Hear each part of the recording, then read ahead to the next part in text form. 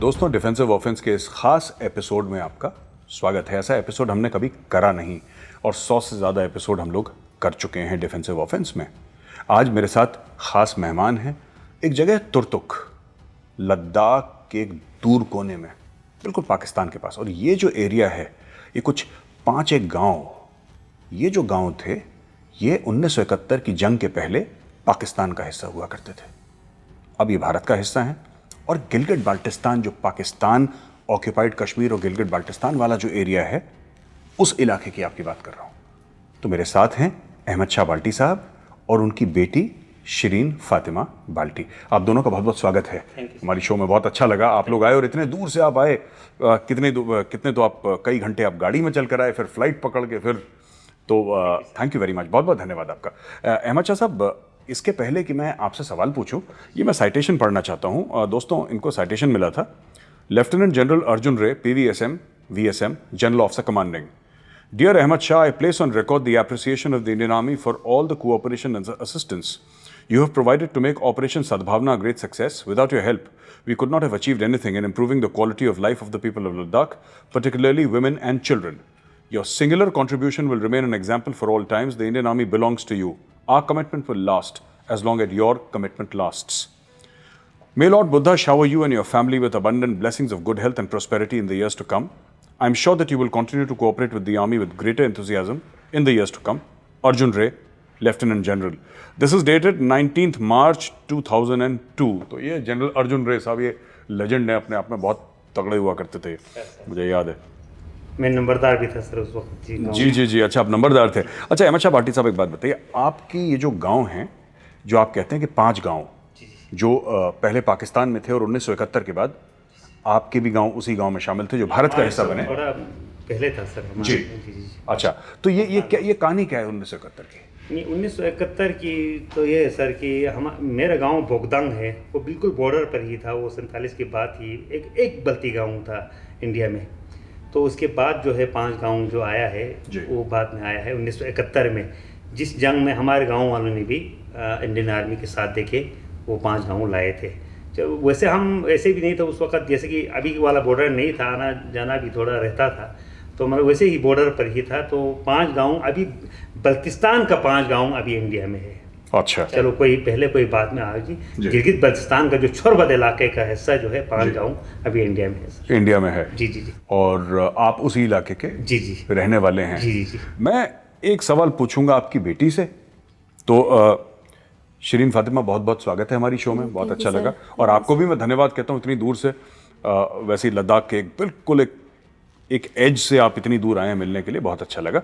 और मैं आपसे ये पूछना चाहता हूँ ना, आप एक जिसको कहते हैं सिंगिंग सेंसेशन है, आप सिर्फ सिंगर नहीं है, सिंगिंग सेंसेशन है, और आप बाल्टी लैंग्वेज में आप गाना गाते हैं। जी सर। और जो गिलगित बाल्टिस्तान है, जो पाकिस्तानी ऑक्यूपाइड एरिया है, वहाँ पे ये बड़ा आपके गानों का बड़ा सुनते हैं लोग, बहुत फैंस हैं आपके। ये गाने का सिलसिला कब शुरू हुआ और आपको कब पता लगा कि आपके सरहद पार इतने फैंस हैं? जी, जब मैं 6th क्लास में पढ़ती थी जी, तो आर्मी गुडविल स्कूल में मैंने ये गाना गाना शुरू किया था। वहाँ पर जो आर्मी वालों ने मेरे बहुत साथ दिया, उन्होंने मुझे सपोर्ट किया। तो वहाँ से जब मैंने शुरू किया तो उसके बाद मेरा गाना थोड़ा एक देशभक्ति का एक सॉन्ग गाए थे मैंने, वो हिंदी में गाए थे उस वक्त। मैंने एक आर्मी सर ने मुझे बोला था गाने में। तो उसके बाद जब मैं और मेरे फैमिली वहाँ हमारे गांव से यहाँ आए थे देहरादून में, तब वहाँ पर मैंने एक हिंदी सॉन्ग गाए थे, अखियों की झरोकों से। तो उसके बाद मैंने एक पेज खोला, उस पर मैंने ये गाना सॉन्ग वो किया। तो मुझे पता चला कि बल्ती लोग भी वहाँ गिलगित बाल्टिस्तान में हमारे बल्ती बोलने वाले भी लोग हैं। तो मेरे पापा ने बोले कि हम बल्ती में सॉन्ग मतलब गाना शुरू करेंगे। तो मैंने एक पहली सॉन्ग गाई थी बल्ती का। तो उसके बाद हमें पता चला कि हमारे बल्ती बोलने वाले लैंग्वेज भी गिलगित बाल्टिस्तान में हमारे बल्ती बोलने वाले भी है वहाँ पर। तो वहाँ से मुझे बहुत रिस्पॉन्स आया, वहाँ से मुझे बहुत उन लोगों ने कमेंट्स भी दिया, अच्छे हो गया, वॉइस के लिए भी, आवाज़ के लिए भी बहुत अच्छा हो गया, कमेंट्स दिए उन लोगों ने। तो उसके बाद मेरा फॉलोअर्स फेसबुक पर भी यूट्यूब पर भी बढ़ते गए। वहाँ पर तो 72,000 अभी मेरा पेज पर हुए, जो उसमें 60 वहाँ के हैं गिलगित बाल्टिस्तान की। अच्छा जी। तो इसके पहले कि हम आपके फादर अहमद शाह साहब से कुछ पूछें, मैं आपसे ये रिक्वेस्ट करूंगा कि आप बाल्टी लैंग्वेज में हमें 2 लाइन गा के सुनाइए ना, बाल्टी लैंग्वेज में। जी मैंने एक देशभक्ति सॉन्ग गाई है बाल्टी लैंग्वेज में, जो मेरे पापा ने लिखा है। जी जी। दी दुनिया रंग रंग में दो चियोत पिछार चियोत, दी दुनिया रंग रंग में दो चियोत पिछार चियोत, रंग रंग में दो गुणयुत पी सर पो हिंदुस्तानी,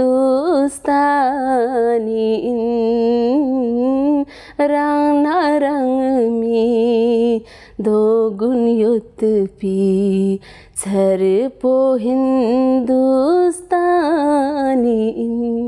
ये एक देशभक्ति सॉन्ग है हमारे हिंदुस्तान की। बहुत, आपकी आवाज़ बहुत अच्छी है। Thank you, sir, और thank बहुत you। बहुत मुबारकबाद, Thank बहुत you, अच्छी। sir, ये तो ऊपर वाले की देन होती है, सबके बस का नहीं होता। हम चाहे जितना भी गाएं, आगे जिसकी होती है वॉइस उसकी होती है, जिसकी नहीं होती नहीं होती। This is God given talent. बहुत बहुत धन्यवाद आपका।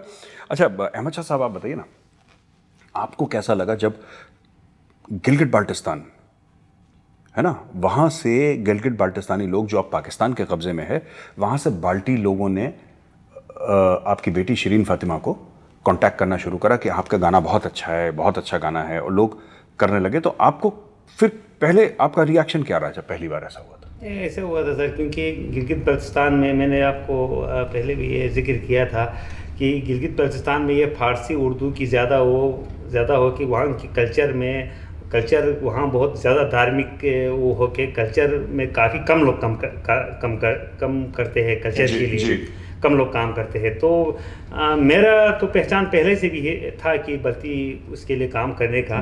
तो जब बेटी ने गाना शुरू किया तो हमारे इलाके से भी हमें थोड़ा दिक्कत उठाना पड़ा। गांव में मौलवी लोगों ने मस्जिद में आना नहीं दिया, सोशल बाइकाट किया।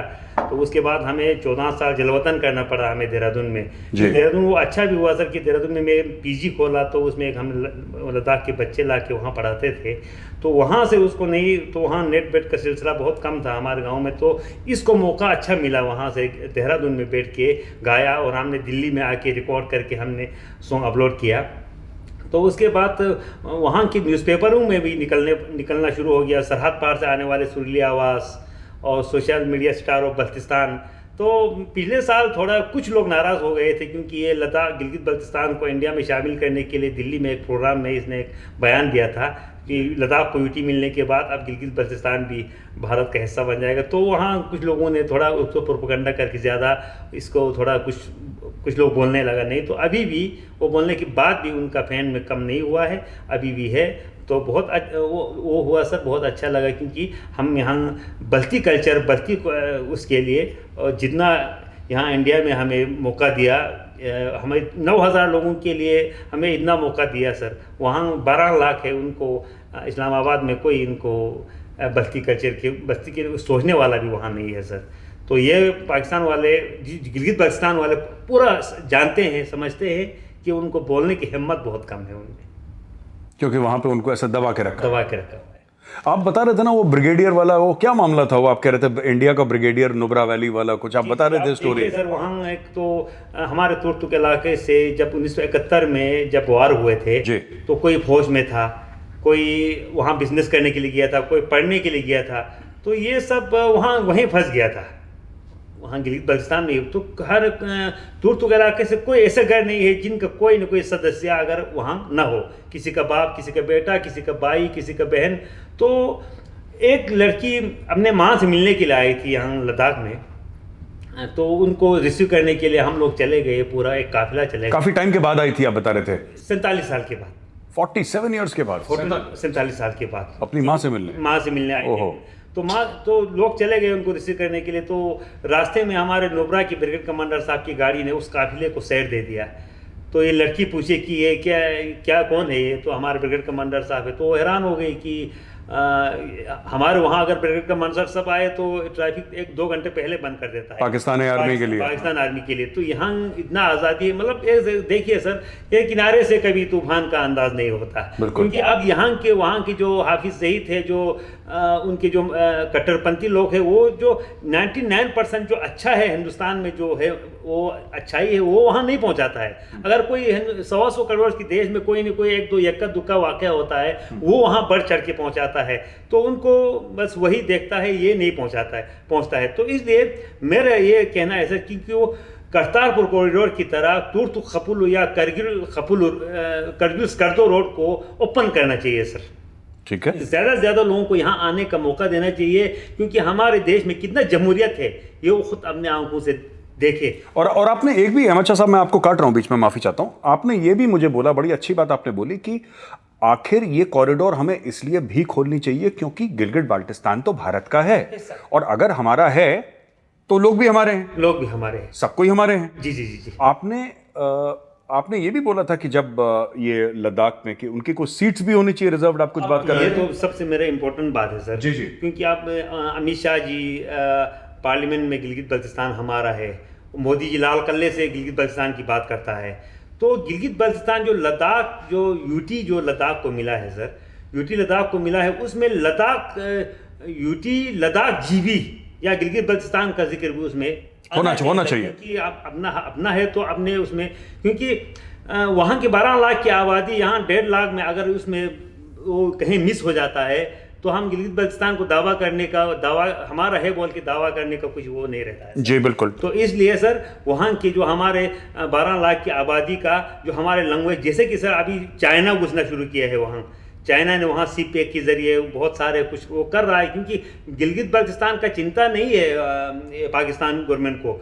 अब वो सिर्फ अपना एक उसको मोहरा बना के किसी अब चीन को खुश करने के लिए वो कुछ भी कर सकता है। तो वहाँ कहें चीन ने इस पर कब्जा कर लिया तो हमारा आइडेंटिटी, हमारे कल्चर, हमारे सब कुछ ख़त्म हो जाएगा सर। तो इसलिए गिलगित बल्तिस्तान को पर नज़र रखना चाहिए हिंदुस्तान गवर्नमेंट को, गिलगित बल्तिस्तान को बचाना चाहिए, और गिलगित बल्तिस्तान के लोगों को वीज़ा फ्री करना चाहिए, और ज़्यादा से ज़्यादा वो करतारपुर कॉरिडोर जो खोला है वो उस तरह खोल के जल्द मोदी जी या अमित शाह जो है इसका कोई जल्द ऐलान करना। आपने कौन सा एरिया बोला था कि वो कॉरिडोर का आपने नाम लिया था? एक तो है सर, 2 जगह पर है, तुर्क खपुल रोड, ओके, और कारगिल स्कर्दो रोड। अच्छा, कारगिल स्कर्दो, हाँ ठीक है, कारगिल स्कर्दो के बारे में तो पता है मेरे को। जी जी, ये तो सेम है सर, क्योंकि कल एक लाश हमारे एक लड़की गिर गई थी दरिया में सर। वो गिर गई थी, वो पाकिस्तान वालों ने उसको संभाला था, तो हमने उसकी लाश को, क्योंकि वो थोड़ा उसका शक था कि मर्डर तो नहीं किया है, हम लाना ज़रूरी था। गिलगित बल्तिस्तान वालों ने मैं भी बात करके कोशिश करके हमने यहाँ वापस तो लाया, मगर वहाँ 2 किलोमीटर की दूरी पर वो दे सकते थे। वो श्रीनगर में जो कहीं बालताल की कहीं से कम से कम 700 किलोमीटर घुमा के लेना पड़ा सर, क्योंकि 2 किलोमीटर के एक दिन में दे सकते थे, वो लाश सड़ के वहाँ पहुँचा था, पोस्टमार्टम करना भी मुश्किल हो गया था। तो जब वहाँ से खुलता है तो यहाँ सर बिल्कुल इसके लिए जल्द ऐलान होना चाहिए सर। बिल्कुल। मैं आपसे बात करता हूँ शिरीन फातिमा, आपसे एक बात ये जानना चाहता हूँ कि आपके तो इतने फैंस हैं वहाँ पे, हज़ारों के, और हम चाहेंगे कि बहुत जल्दी लाखों की तादाद में फ़ैन हो। आप एक बात बताइए, आपको किस तरीके के रिएक्शन मिलते हैं वहाँ से, गिलगित बाल्टिस्तान से, वो जो लोग हैं वहाँ पे, जब आप बाल्टी ज़बान, क्योंकि पाकिस्तान में तो देखिए हर जगह उन्होंने जो मेन ज़बान थी उसको बर्बाद ही करा है, और ज़बान के चलते वहाँ पे काफ़ी तशद्दुद भी हुई है लोगों के ऊपर। और जो ईस्ट पाकिस्तान बांग्लादेश बना, उसका एक बहुत बड़ी जो वजह थी, कई वजूहत थी, लेकिन सबसे बड़ी वजह यही थी कि लैंग्वेज 1 यूनिट प्लान, और जिस तरीके से बंगालियों को दबाया गया, उसी तरीके से आपके जो फादर हैं अहमद शाह साहब, वो भी यही कहते हैं कि साहब हमारा कल्चर, ये बड़े पैशनेट हैं इस मामले में, और फ़ोन पे भी इनसे कई बार बात हुई, ये एक ही बात कहते हैं, जो हमारा बाल्टी कल्चर है, जो हमारी लैंग्वेज है, जो हमारी पहचान है, हर एक इंसान की एक शनाख्त होती है कि ये मेरी आइडेंटिटी है, आपने उसी को गायब कर दिया, फिर कोई फ़ायदा नहीं है। और ये काम चाइना भी कर रहा है वहाँ पे। आपको वहाँ से फीडबैक क्या मिलता है? आप एक बात, आपको क्या बोलते हैं वहाँ से जो गिलगित बाल्टिस्तानी लोग हैं, जो कभी आपको व्हाट्सएप करेंगे या फिर आपको ट्विटर पे या फेसबुक पे मैसेजेस लिखते हैं, उनका क्या इमोशन है अपने लैंग्वेज और कल्चर को लेकर? जी, वो लोग बहुत ज़्यादा इमोशनल है अपने कल्चर को लेके, हमारे बल्ती कल्चर को लेके।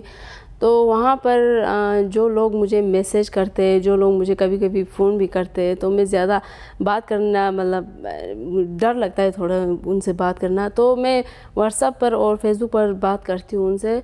तो वो लोग हमेशा कल्चर के बारे में बात करते हैं और बोलते कि आप लोगों को वहाँ पर कैसे मतलब क्या वो करते, आपके साथ कोई गलत और तो नहीं करते, आपके साथ ये नहीं करते, वो मतलब सवाल पूछते हैं वहाँ से।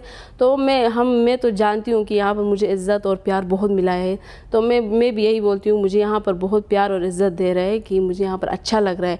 क्योंकि सवाल तो बहुत बहुत पूछते हैं सर वहाँ से, तो मैं ज़्यादातर लोगों को जवाब नहीं दे पाती हूँ, क्योंकि कुछ लोग बहुत बढ़ चढ़ के बोलते हैं, तो उनको जवाब देना मुनासिब नहीं समझती हूँ मैं। तो जो लोग अच्छे सवाल पूछते हैं, जो लोग यहाँ के बारे में पूछते हैं, जो ऐसे सवाल पूछते हैं, उनको जवाब दे देती हूँ सर।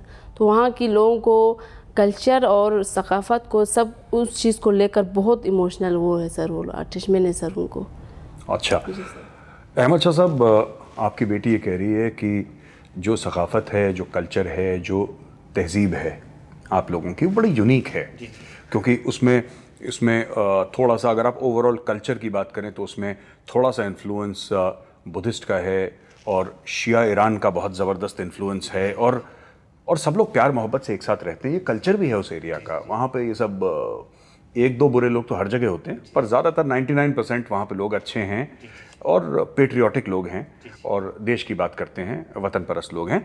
मेरा आपसे सवाल ये है अहमद शाह साहब कि आप क्या समझते हैं कि भारत सरकार को गिलगिट बाल्टिस्तान के लोगों के लिए क्या करना चाहिए?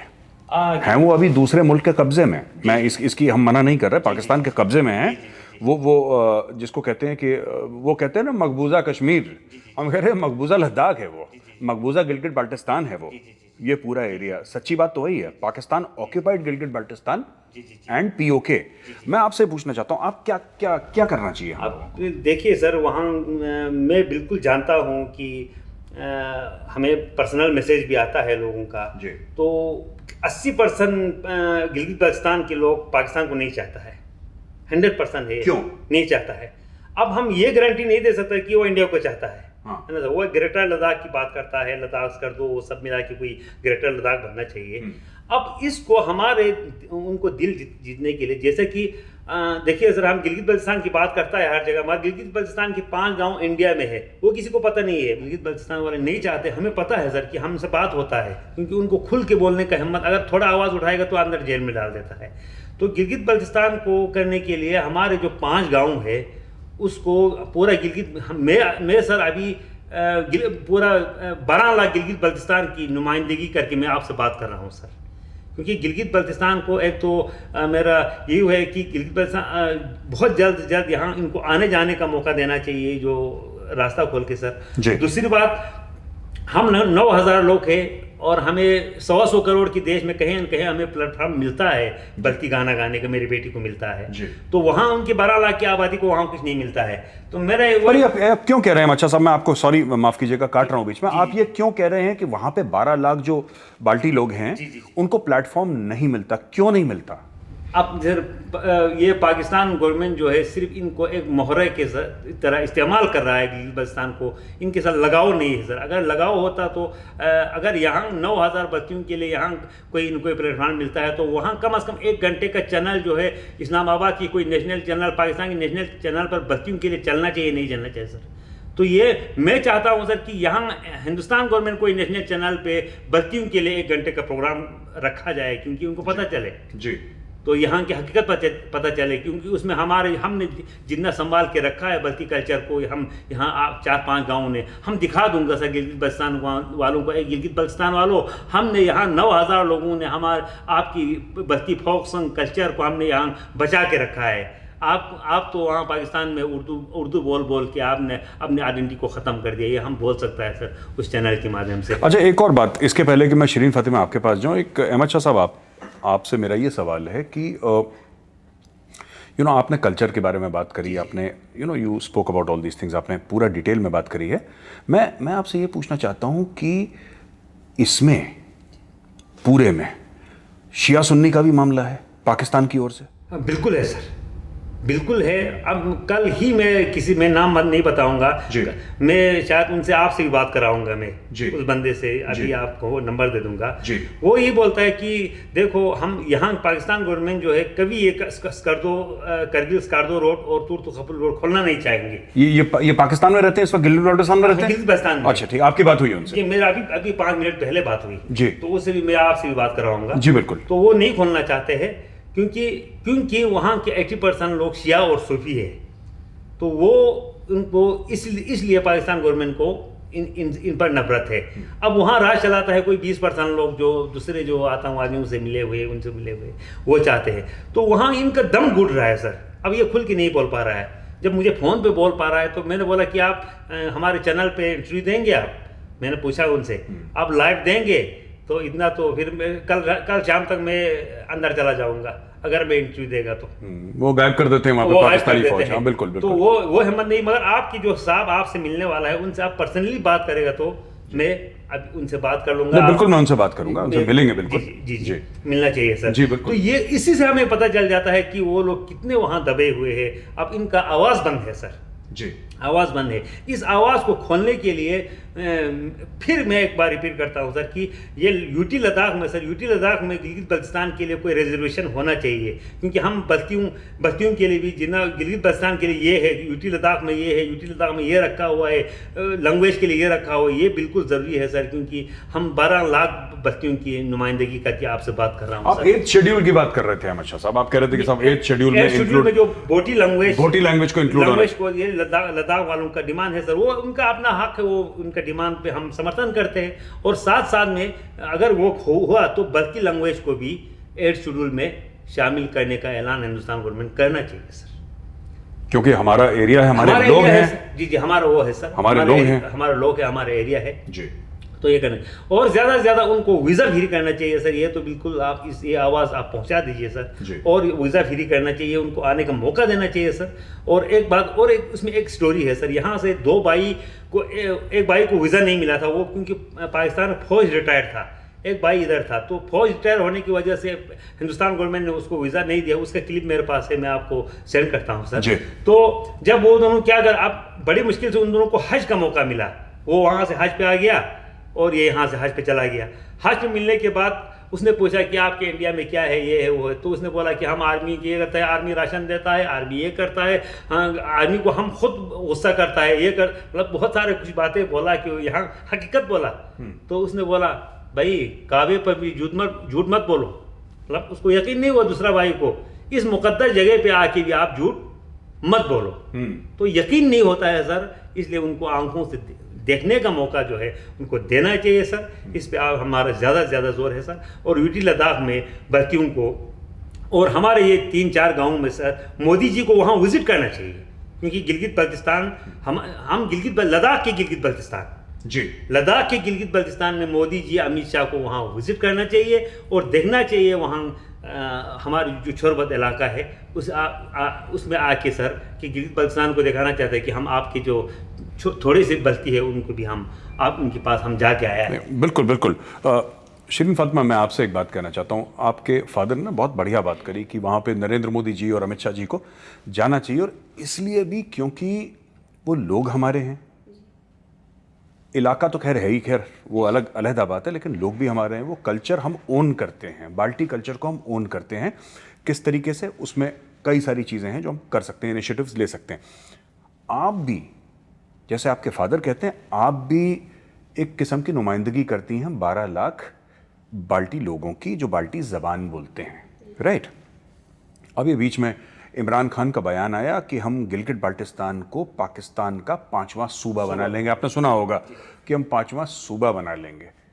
तो बाल्टी लोगों से पूछा नहीं कि हम बना लें नहीं बना लें, अपने आप अनाउंसमेंट कर दी। ये चाइना के प्रेशर में कर रहा है क्या? क्यों कर रहा है इमरान खान? इसका मुझे तो समझ में नहीं आ रहा। अगर आप समझाएं तो बेहतर है, या आप समझाएं, जो भी समझा ले मुझे, बिकॉज मुझे अभी तक ये समझ में नहीं आया कि इमरान खान कर क्यों रहा है। इससे लोग दुखी तो होंगे, इसके बारे में कोई चर्चा होती है? बिल्कुल सर। जी, वो वो तो आप बेटी ज़्यादा जवाब नहीं दे पाएंगे, इस बारे में मैं आपको बताऊंगा। जी, आप बताइए ना। वो रखूँगा। इनका सर बहुत सारे प्रूफ्स जो है उनके जो खिलाफ की आवाज़ जो उठाया है वो अभी व्हाट्सएप पर मुझे आया हुआ है वहाँ से, जी। न्यूज़पेपरों में उसमें आया हुआ है। जी, जी। क्योंकि ये कर रहा है वो बिल्कुल सर थोपना चाहते हैं सर बल्तिस्तान पर। अब चाइना जो भी चाहे, चाइना जो है वहाँ चाहे सियाचिन के इलाके से हो, चाहे वहाँ गलवान के इलाके से हो, तो हिंदुस्तान को अभी पता है वो जो कर रहा है अभी। अब चाइना जो बोलेगा सर वो उनके अख्तियार उनके को उसका पावर ही क्या है सर? इमरान खान को कुछ पावर नहीं है सर। जो पाकिस्तानी आर्मी बोलेगी या फिर चाइना बोलेगा उसको करना है इमरान को, वो करना है सर बिल्कुल। ख़त्म करने से पहले आखिरी में मैं चाहता हूं कि आप कुछ मैसेज दीजिए, कोई संदेश दीजिए और खिताब करिए उन 12 लाख बाल्टी गिलगित बाल्टिस्तान के जो लोग हैं उनके साथ खिताब करिए और उनको बताइए आपके मन की कुछ फीलिंग्स हैं, आपकी जो दिल की बातें हैं, आप उनसे बात करिए। जी ठीक है सर। तो मैं बल्ती में इनको एक मैसेज देना चाहती हूँ। बल्ती युली आता मीमो अशिनो अस मीमो छामा लंगा अस्सलाम वालेकुम ज़रत ग्वानरी दिरिंग ngala di Indian duk se nga balti inna sang ngala dika dise liagmo manch thomino dise liagmo ngala jaga thop sanga dika diring nga dika invite basanga interview ki hosjit pinju gwana ina thamala यूज़रत की गिलगित बल्तिस्तान इना sama ini ka ina खुशियों de met zabongal pata met gwanari ina sama langa request bet ki ina sama ngati Balti culture पर बल्ती सकाफ़त तो ज़िंदा या पे कोशिश बचे बेजू वानरी बल्ती सकाफ़त तो ना बल्ती लैंग्वेज पर तो से गनाला ख़त्म भी कोशिश भी नहीं वानरी इधर हम लंगायु रिक्वेस्ट भी की इधर आता मीमोत सामा या हमेशा ये ल साथ तो ये को ये मोदू ग्वांडी कंगाला जितना मोहब्बत जितना गाल प्यार दी इंडिया थोबेत तो सोची इधर ला सांग थोब न तो इधर ला शुक्र